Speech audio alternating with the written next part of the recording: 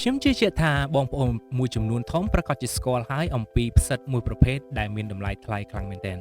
ផ្សិតខ្មៅមួយប្រភេទនេះត្រូវបានយកចេញពីក្នុងដំបូកហើយការស្វែងរកផ្សិតដំបូកដ៏មានតម្លៃមួយនេះគឺពិតជាមិនងាយស្រួលនោះទេមិនថាកសិកររបស់ចិនឡាវខ្មែរ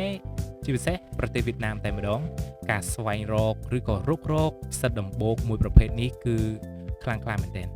ប្រទេសវៀតណាមជាអ្នកប្រមូលទិញហើយលក់ទៅឲ្យឈ្មួញរបស់ចិនបន្ថែមទៀតហើយក្នុងតម្លៃមួយថ្លៃខ្លាំងមែនទែនបងប្អូនទាំងគ្នាហើយការស្វែងរកប្រភេទផ្សិតនេះគឺពិតជាមិនងាយស្រួលនោះទេតោះតែយើងចេះមើលដំបូកណាមានផ្សិតហ្នឹងគឺវាមានដុះផ្សិតវែងនៅខាងលើដំបូកអញ្ចឹងទៅហើយផ្សិតវែងនោះឯងគឺជាផ្សិតដែលដុះចេញពីមើមដ៏ខ្មៅរបស់វាហើយពួកគេចាប់ផ្ដើមជីក គោះកាយដំបូកនឹងទាំងមូលតែម្ដងដើម្បីស្វែងរកផ្សិតដ៏មានតម្លៃមួយប្រភេទនេះហើយគេយកលក់តថ្លៃលើសយើងពី3ដងម្ដង